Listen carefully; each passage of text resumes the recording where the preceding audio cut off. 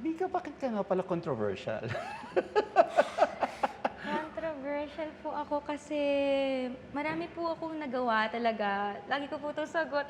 Marami po akong nagawa from the past po na hindi po napag-isipan. I was Out of young being po. young? Opo. Hmm. Pero you were young. You're allowed to make mistakes. Oo, pero feeling ko po kasi yung mga mistakes po na nagawa ko nun, kahit po bata ka dapat alam ko. Kasi nasa platform po ako and meron po mga nanonood sa'kin, so dapat po aware po ako nung time na yun. Did you feel you were judged harshly because of those mistakes? Yes po, pero at the same time, nung mga time po kasi na yun, tinanggap ko po siya kasi dun din po ako natuto eh.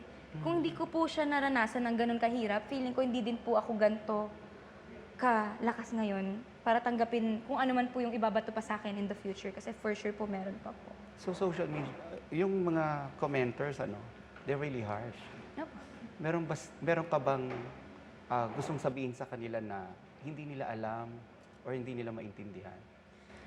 Para sa akin po kasi, at the end of the day, kahit ilang beses mo pong paliwanag sa mga tao kung sino ka talaga or kung paano ka talaga, hindi po sila maniniwala kung meron na po silang perspective sa'yo na pinaniniwalaan. So ako po, sa ngayon ayoko na pong sayangin po yung energy ko siguro para mag-explain. Malalaman din naman po nila yon kung mabuti ka talagang tao, magra-radiate po yun sa'yo. But Hindi mo this po was a good kailangan platform, pilitin. itong PBB, Yes for po. people to understand and to know who you are. Yes po. Sa tingin mo na kilala ka nila, well, ikaw naging grand winner, so a lot of people love you now. Actually po, sobrang ganda po ng platform na to kasi dito po sa platform na to, yung mga tinanong ko po na sumali din po dito, ang sinabi talaga nila magpakatotoo. And yun po yung maganda sa kanya. As long as you're true, wala kang kailangan sundan na script, wala kang kailangan sundan na magtuturo sa'yo kung anong dapat gawin. So kung anong makikita nila sa'yo, yun talaga ikaw. And I'm happy po na nakita po yun ng mga tao sa amin po.